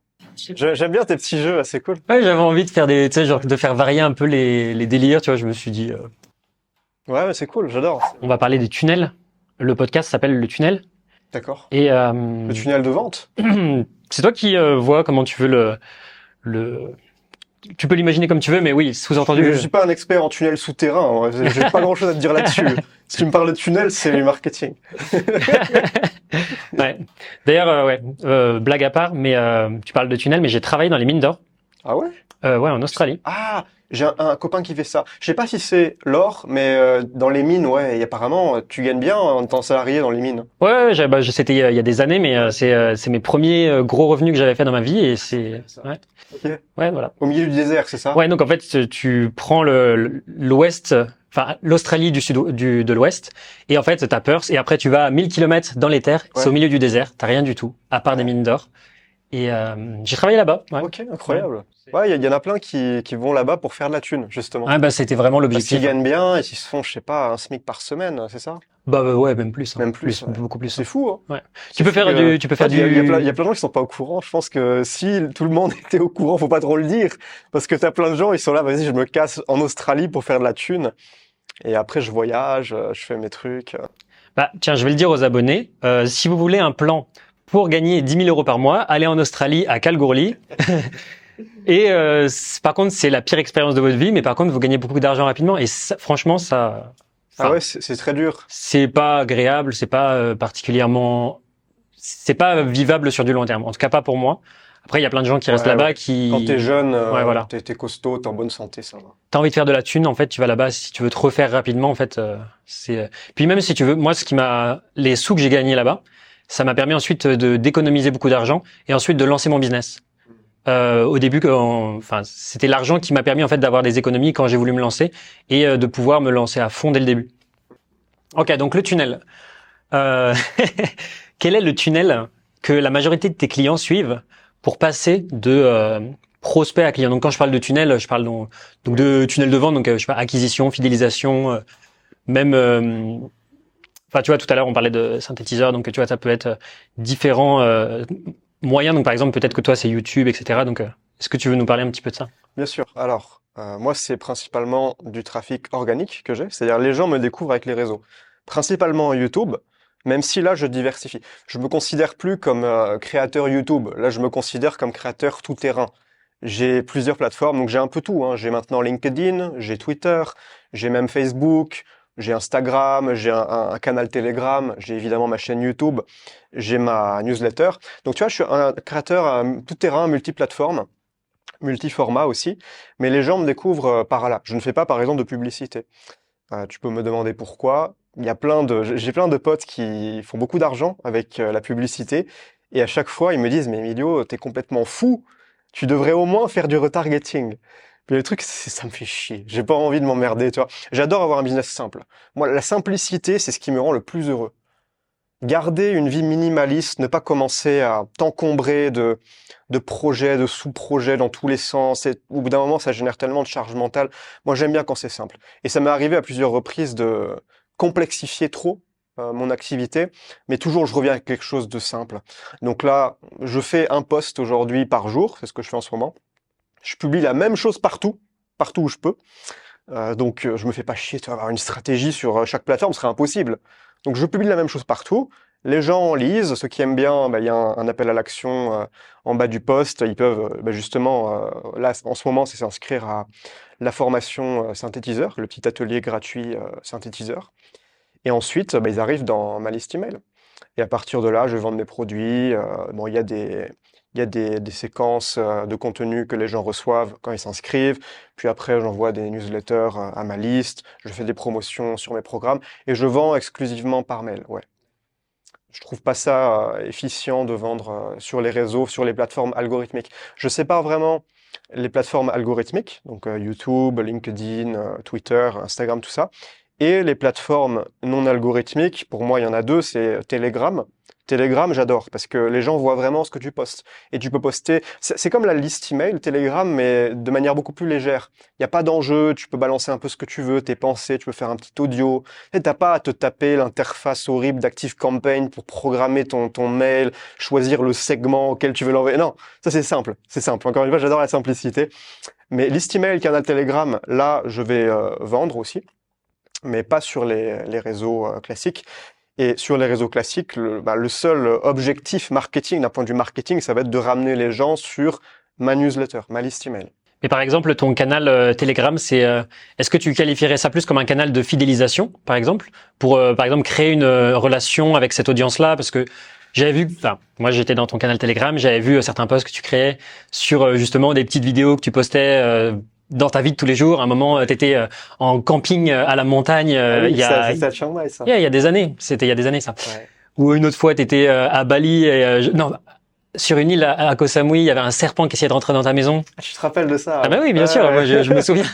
Et genre t'étais avec un bâton, essayer de l'enlever s'il essayait de rentrer à l'intérieur. Ouais, Ou un chat que t'avais trouvé. Bah ça, écoute, Bref, il y a plein de je vais trucs. pas te mentir, il y a aucune stratégie derrière ça. C'est juste, ça me faisait marrer sur le moment de balancer ça sur mon Telegram. Mais j'aime bien créer sans me prendre la tête. Ne pas trop me prendre au sérieux, balancer des choses un peu légères, même des fois faire des blagues, troller un peu même les gens, j'aime bien. Et je pense que les gens apprécient aussi quand tu te prends pas trop au sérieux, à mettre en avant ton ego, tu sais, ça te différencie. Mais ouais, j'aime bien poster des petits trucs comme ça des fois. Par moment, ça dépend. C'est jamais constant, tu sais, je change selon l'humeur du moment. Inconsciemment, ça crée une forme de fidélisation parce que tu vois, c'est les choses dont je me rappelle aujourd'hui, ouais. alors que tu vois, il y a peut-être plein de campagnes marketing ou d'emails que tu as envoyés dont je me souviens pas. Mais tu vois, c'est ces petites photos, ces petits éléments. Enfin, il y en a plusieurs autres, mais c'est des choses qui m'ont marqué alors que c'est des trucs que j'ai vus il y a des années. Et je me souviens d'un rap que tu avais fait ou de. Ah, ça, c'est les dossiers, ça. Ouais. Tu sors les dossiers, Ah ouais, là. bah oui. Ah mais moi j'adore les dossiers. Ouais, c'est toujours public, de toute façon. Ouais. Bah, si tu veux, moi, mon contenu que je fais aujourd'hui, une fois de plus, je simplifie tout à mort. Je fais vraiment un modèle économique simple. Et donc là, le contenu que je fais, c'est à la fois mon contenu d'acquisition, de fidélisation et de vente. C'est la même chose, le même, tu vois. Je me prends plus la tête à avoir des stratégies compliquées. C'est mes posts, acquisition, fidélisation parce que les gens qui me suivent aiment bien les lire aussi. Donc, t'as pas besoin de faire contenu acquisition et contenu fidélisation. Ça peut être la même chose. Après, voilà, si tu veux faire de la grosse viralité, peut-être tu vas penser avec des stratégies spécifiques, mais moi, c'est pas mon but. Et après, le contenu de vente, c'est la même chose. C'est juste mes posts, je vais les rajouter à ma newsletter dans mes séquences email. Je vais juste les améliorer parce que, tu sais, on peut rajouter des images. Il y a des fois, je relis quand je vais rajouter en email un de mes posts, je le relis, je me dis tiens là je pourrais compléter un peu plus parce que les gens ont plus de capacité d'attention en général quand ils lisent tes mails que quand c'est des posts où tu sais c'est un fil ça scrolle, un fil d'actualité, ça scrolle, ouais. Donc voilà, je les améliore un peu quand c'est des newsletters, mais voilà, je me sers de ces mails-là pour vendre. Parce que par exemple, quand, je sais pas, admettons, j'ai prendre ma formation sur les shorts. Je fais un mail dans lequel je parle des shorts et je parle de comment construire son audience. Il y a un moment, ça va faire sens, naturellement, de dire ah ouais, au fait, petite parenthèse, si tu veux ma méthode complète, mon programme d'accompagnement pour exploser avec les shorts, voilà le lien. Mais tu vas pas faire du marketing rentre-dedans dans ta face, c'est juste tu informes la personne que le produit existe à un moment où c'est cohérent de l'informer. Tu vois, c'est tout. D'accord. Donc c'est peut-être pas ce qui vend le plus, mais c'est ce qui est le plus simple. Okay. Et donc voilà, moi j'adore ce qui est simple. Ok, et du coup, tu disais qu'avant, t'as testé plusieurs choses. À un moment, t'as eu des systèmes un peu plus complexes et t'as essayé de simplifier en mode minimaliste et tout ça. C'est quoi, on va dire, les leçons ou les erreurs que tu as tirées, enfin, les erreurs que tu as faites qui t'ont permis de tirer des leçons aujourd'hui? Est-ce qu'il y a des choses très spécifiques, par exemple, que tu as mis en place, que tu pourrais expliquer et que finalement tu es revenu sur cette décision-là? Bah, j'ai quand même testé des choses, finalement, j'ai pas aimé. Par exemple, une fois, j'ai fait un webinaire. Je me suis rendu compte que c'était pas cohérent avec ma personnalité, j'aime pas trop. Donc j'ai arrêté. Je me sentais pas à l'aise avec ça. Euh, Sinon, je sais pas. Après, c'est vrai que par moment, j'ai voulu faire des automatisations très compliquées avec des conditions, c'est des emails jusqu'à le mec, il a vu ta page de commande, mais il a pas acheté, et donc ça va trigger un mail pour lui dire ah ouais, au fait, mec, t'as vu ma page, mais t'as pas acheté, donc qu'est-ce qui s'est passé? Tu vois, des trucs un peu alambiqués comme ça. Ouais, je vois. Ouais, c'est vraiment complexifier le truc pour pas grand-chose. Donc ça, je m'emmerde plus avec ça aujourd'hui. Ouais, c'est bon, le mec, il veut acheter, il achète, il veut pas acheter, il achète pas. Tu vois pas comment. Tu vas pas T'en as, ils vont jusqu'à envoyer des SMS. optimiser jusqu'à la dernière goutte, jusqu'à ce que la personne achète. Tu vas le réveiller dans son lit jusqu'à ce tu la prends par le col. Achète! Enfoiré, t'as regardé la page. Ouais, t'as regardé. Ah non, fallait pas cliquer, mais là, t'es foutu. Tu vas recevoir. Et des fois, tu avoir vu ma page, ne pas acheter. T'as des trucs où t'as des séquences où tu peux même pas te désabonner. Tu vas recevoir un email par jour jusqu'à ce que t'achètes. Chez certaines personnes, c'est presque du harcèlement. Ouais, mais après, ça dépend ce qu'il y a dans les mails. Moi, je pense que les gens seraient contents de recevoir des mails de vente, mais si ces mails sont intéressants à lire. Bien sûr. Moi, c'est ce que je fais aujourd'hui. Je me dis, je veux plus faire des mails juste pour vendre un truc de manière casse-couille, être le casse-couille de marketeur de service, mais plutôt faire en sorte que les gens prennent plaisir à lire mes contenus, même de vente. Tu vois, c'est les mêmes de toute façon. Donc, à partir de là, la vente se fait naturellement, puisque les gens passent un bon moment. C'est ça, il faut juste faire passer un bon moment aux gens quand ils lisent quoi que tu fasses. Même si c'est pour vendre ton truc, fais-les marrer, fais une blague, tu vois, tu peux toujours te débrouiller. Donne un petit tips, partage une idée stimulante, tu as toujours un moyen. Ok. Et dans ta séquence email de vente, le premier email, c'est donc tu as un petit retour sur ton storytelling, ton histoire d'origine. Et on en avait parlé tout à l'heure. Et du coup, je voudrais savoir si... en tout cas, ce contenu-là, c'est plutôt... pour moi, quand tu racontes une histoire d'origine, ça permet de créer une connexion rapide avec son audience, de pouvoir t'apprécier aussi quand on ne te connaît pas, si on vient de s'abonner. Et du coup, je voudrais savoir, est-ce que toi... je sais que tu as une histoire d'origine assez impactante qui est mémorable. Est-ce que tu aurais 4 principes que tu pourrais donner qui permettraient de construire une histoire d'origine solide pour quelqu'un qui ne sait pas par où commencer? Première chose, théorise pas trop le truc. Écris avec tes tripes. Enfin, ça, c'est mon approche. Mais je ne le théorise pas tant que ça. Hein. Je suis pas si calculateur à me dire, tiens, je vais utiliser tel template, telle structure dans mon mail. Non. Juste, tu racontes ton histoire et tu le fais d'une manière qui soit émotionnelle et en montrant ta vulnérabilité. Et tu essaies pas aussi de te présenter comme quelqu'un de invincible. Tu vois, qui, même si avant t'étais au fond du trou, aujourd'hui t'es le boss, t'es le meilleur. Non, non, non, reste humble quand même. Parce que les gens, ils aiment pas l'arrogance, tu vois. Maintenant, tu sais, comme il y a Andrew Tate qui a explosé aux États-Unis, il a mis un peu l'arrogance à la mode. Mais je pense pas que c'est une bonne stratégie. On en voit plein, tu as des clones de Andrew Tate ou d'autres qui ont un peu cette même arrogance, mais je pense pas que... en fait, j'ai remarqué quelque chose, c'est que l'audience te renvoie la vibration que tu lui envoies à la base. Si tu envoies de la bienveillance, tu reçois de la bienveillance. Par contre, si tu parles non pas avec ton âme, mais avec ton ego, les gens vont sentir que tu es arrogant, que tu essaies de prouver que... et tu vas avoir des haters, tu vas avoir des gens qui vont t'insulter ou qui vont pas trop t'aimer, tu vois. Alors que si tu te montres humain et que... Les gens, ils sentent quand tu es vrai. Voilà. Donc voilà, juste être vrai. J'ai pas forcément 4 conseils comme ça à donner, mais être vrai. Après, peut-être tu écris une fois ton histoire et peut-être après tu vois comment tu pourrais donner des petits détails aussi. Donner des détails, ça permet de mieux visualiser. Si tu te contentes de juste raconter ton truc dans les grandes lignes, évidemment tu vas pas donner chaque détail, mais peut-être identifie 2 ou 3 détails bien croustillants, bien visuels et émotionnels que tu pourrais inclure dans ton histoire pour que cela représente mieux. Voilà. Moi, j'ai une théorie là-dessus, sur ce que tu disais, du fait que on reçoit ce que l'on donne, en fait, en mode un peu effet miroir. Et ma théorie, c'est que si par exemple tu investis pas en toi, si par exemple tu dépenses pas 1 000 € dans une formation ou dans un accompagnement, jamais tu pourras vendre ou tu te sentiras légitime à vendre quelque chose à 1 000 €. Et plus tu vas investir en toi, donc par exemple, imaginons au début, tu es un peu réticent à dépenser de l'argent pour investir dans tes compétences et dans ce que tu apprends. Si tu investis 100 €, tu vas pas te sentir légitime à vendre quelque chose à plus de 100 €. Si tu investis 1 000 €, tu te sentiras pas légitime à vendre quelque chose à plus de 1 000 €. Ou en tout cas, tu n'attireras pas naturellement les clients à venir à toi si tu vends quelque chose à plus de 1 000 €. Et plus tu investis en toi, plus tu dépenses de l'argent, donc imaginons que tu dépenses des trucs à 10 000 €, tu vas pouvoir aussi t'attirer ce genre de choses vers toi. Et c'est pour ça que je pense que c'est ultra important aussi de se former continuellement et pareil, hein, pour aller encore plus loin là-dedans, tu sais, on attire en gros c'est un peu un reflet de nous-mêmes. En fait, on attire ce que l'on veut. Et donc, c'est pour ça que moi, aujourd'hui, j'essaye toujours d'être le plus bienveillant possible avec les formateurs ou avec les créateurs que j'aime bien. Et par exemple, dès qu'on me demande un témoignage, si j'ai l'opportunité de le donner, je le donne toujours parce qu'en fait, j'ai envie d'attirer des gens comme ça qui peuvent aussi m'offrir, tu vois, si je demande un témoignage, j'ai envie que les gens me le proposent.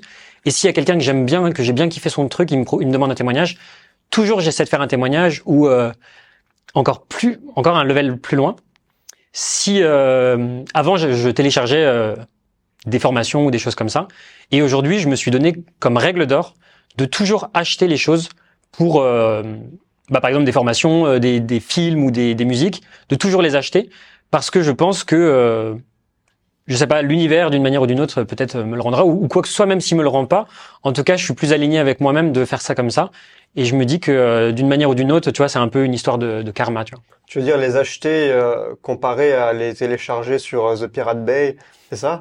Voilà, c'est ça. Ah Ou oui, oui. un film, par exemple, que tu peux avoir Alors mec, les films, gratuitement. des fois, il y a aucun autre moyen de les voir que de les télécharger illégalement. Je te jure, sur le Netflix, il est pas là. Sur le, pareil, il était en édition limitée, tu comprends rien. Et le plus simple, c'est illégal.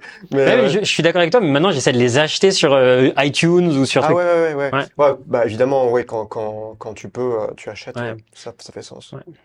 Après, tu sais, t'en as toujours qui vont, bah, notamment quand tu es formateur, tu vends des produits d'information. Et il y en a plein qui vont pirater tes trucs, qui vont essayer de faire un petit business dans leur coin.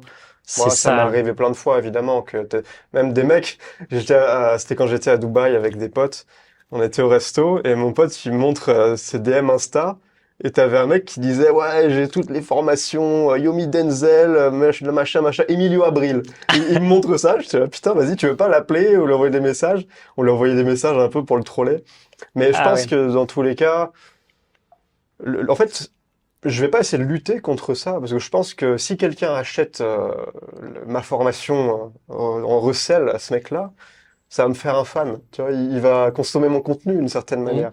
Et je pense que les gens qui sont intègres, de toute façon, ils voudront pas l'acheter.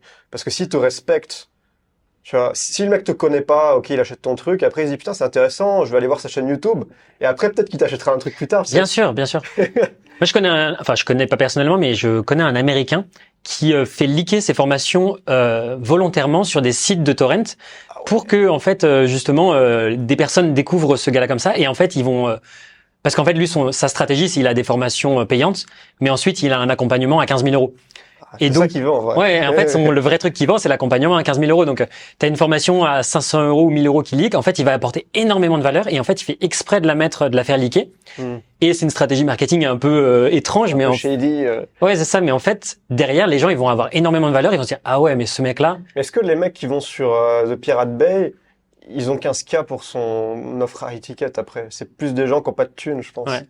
Bah, en tout cas, Mais ça marche. en tout cas, pour lui, ça fonctionne. Et puis, vu qu'il est assez famous, ça lui enlève pas des clients. Ça peut que lui apporter des choses, en fait. Okay. Pour ceux qui n'ont pas de toute façon, ceux qui n'auront pas les thunes, ils voudront jamais dépenser d'argent pour lui. Et ceux qui voudront dépenser, ben, en fait, ils pourront toujours réacheter la formation ou passer au level up, quoi. Ok. Ouais. Voilà. Intéressant. Voilà. Voilà, peut-être une future astuce pour toi.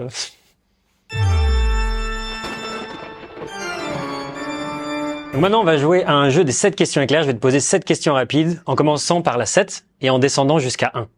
Il y a une hiérarchie, un truc Ouais, en fait, elles sont un peu plus corsées à chaque fois. Et l'objectif, c'est de répondre à chaque question en moins d'1 minute. Donc tu peux quand même... Je suis pas très bon pour ça. Des fois, faut du temps. Tu peux quand même détailler, je veux dire, T'as le droit de dire plusieurs phrases, mais le but, c'est, voilà, t'as un petit timing.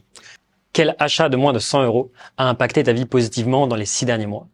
J'achète tellement peu de trucs, mec. Je sais pas. Je suis très minimaliste, tu sais. Sur Lazada?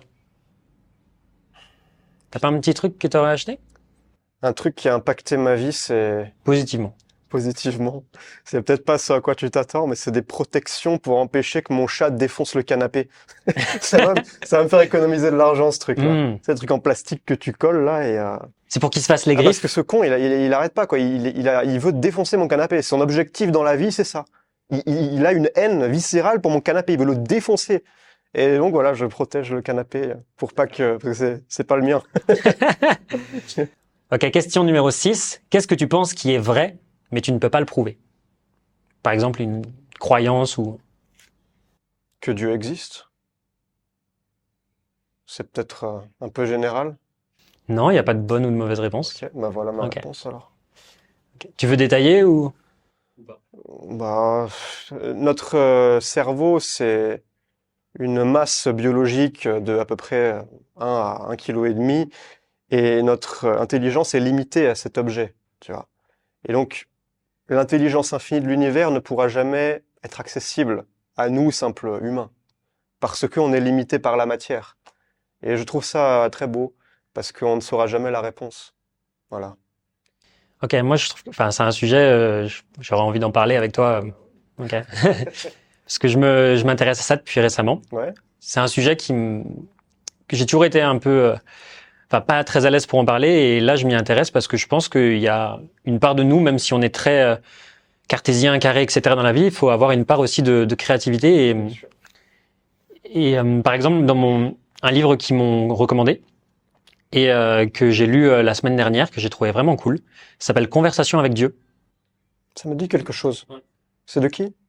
Je me rappelle plus du nom. Ok. Ok. Je regarderai. Et en fait, c'est un mec qui a une conversation avec Dieu, et en fait, c'est vraiment, vraiment cool. Et en fait, c'est pour débuter, en tout cas là-dedans, donc t'as 3 tomes si tu veux, moi j'en ai lu qu'un pour le moment.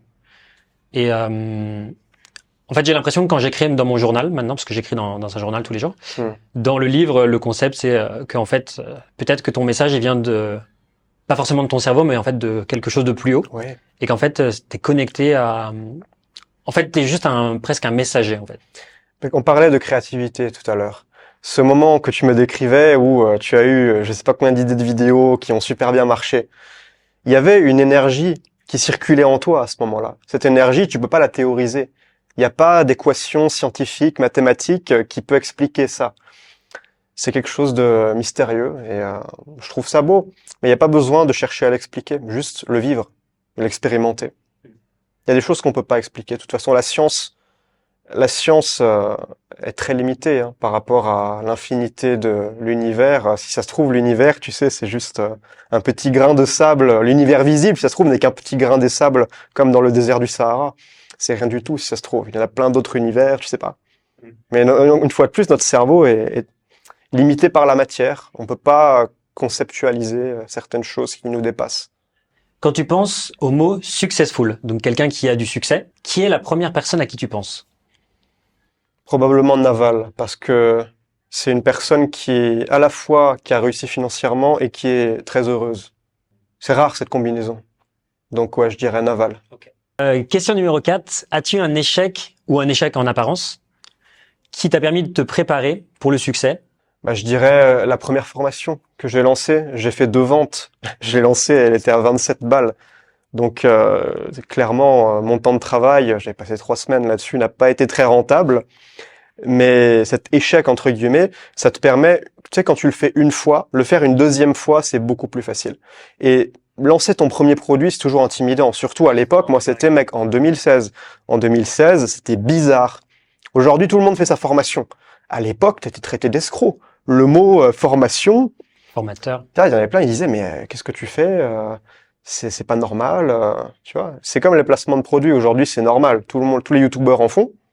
Il y a, je sais pas, 10 ans, ils se faisaient incendier, les youtubeurs qui en faisaient, parce que c'était nouveau. Mais, ouais, ça, quand tu le fais une fois, quelque chose, c'est pareil. Là, par exemple, je me suis fait arracher des dents. Je suis en plein dans un traitement dentaire assez lourd en ce moment. J'ai déjà 2 dents en moins. Et la première fois qu'on m'en a arraché une, putain, j'avais trop peur. J'avais une anxiété viscérale. Mais pour arracher la deuxième, ça allait, parce que je savais à quoi m'attendre. C'est toujours le saut dans l'inconnu qui fait peur. Mais une fois qu'on a déjà visité cet inconnu, il nous semble plus familier. C'est comme voyager la première fois. Tu sais, tu voyages la première fois et tu arrives dans un nouveau monde si t'es jamais vraiment sorti de ton bled. Et là, t'arrives, je sais pas, en Asie, dans une grosse capitale, tout est bruyant, tu vois, ça bouge de partout, t'as des odeurs, tu comprends rien, ça n'a rien à voir avec ton environnement que tu as connu pendant les 20 ou 30 premières années de ta vie. Et par contre, une fois que tu y es habitué, que tu as voyagé dans une dizaine, vingtaine de pays, aller dans un nouveau pays, c'est moins excitant parce que tu l'as déjà fait plein de fois et donc tu sais à quoi t'attendre. Mais le faire la première fois, la formation, même si ça n'a pas fait d'argent, ça a été la première étape qui a déclenché toutes les autres. J'en ai fait plus de 45 aujourd'hui, je pense, des produits. Ouais. Ok, nous arrivons sur la question numéro 3. Quelle obsession est-ce que tu explores le soir ou le week-end? Avant, j'avais pas de week-end parce que j'étais Un hustler.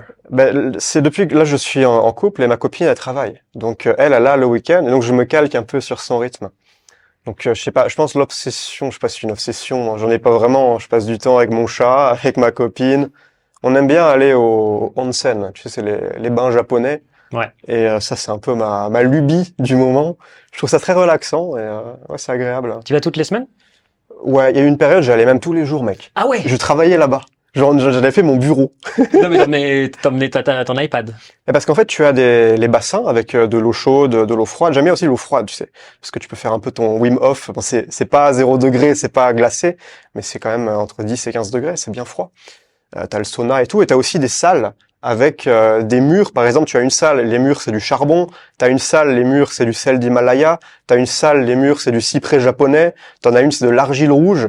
Et ça crée une énergie d'être là-dedans. Et je sais pas, tu te mets ton tapis, ton petit tatami par terre, et je me pose avec le iPad et j'écris mon truc, mon contenu. J'aime bien, c'est mon bureau des fois, voilà. Mais c'est pas que le week-end, c'est des fois en semaine, ouais. Moi, j'avais cette habitude d'aller au massage toutes les semaines. Tous les dimanches, c'était un peu comme ma récompense de la semaine. Donc, j'avais mes tâches hebdomadaires. Mhm. Et je me disais, tant que j'accomplis pas toutes les tâches que j'ai prévues cette semaine, je m'autorise pas à aller au massage. Donc, en fait, vu que j'avais vraiment envie d'aller à mon massage, Ouais. je faisais toutes mes tâches de la semaine. Et le dimanche, quand j'avais terminé toutes les tâches à 18h environ, je m'autorisais d'aller me faire un massage. Et en fait, c'était mon petit rituel Ok. hebdomadaire. Et si tu atteignais pas tes objectifs, tu allais vraiment pas au massage? Ouais. Ok. Parce qu'il y en a plein, tu sais, des fois c'est dur de se discipliner de soi-même pour ça. T'en as plein, ils vont quand même aller prendre leur récompense et là ça flingue tout. Non, Ça marche non. plus après. Non, le but, c'est que justement, t'associes le trigger, enfin que les actions soient liées au résultat. Sinon, comme tu dis, ça flingue tout. Après, t'as plus de raison de vraiment te motiver à travailler. Alors que là, si tu suis ton process, tu sais que, enfin, tu fais une action. Si tu l'as réussi, t'as le droit à la récompense. Si tu l'as réussi pas, t'as pas le droit à la récompense, quoi. Ouais. Sur quoi est-ce que tu as changé d'avis dans les dernières années et pourquoi? J'ai changé d'avis, ouais, gros changement d'avis sur la popularité.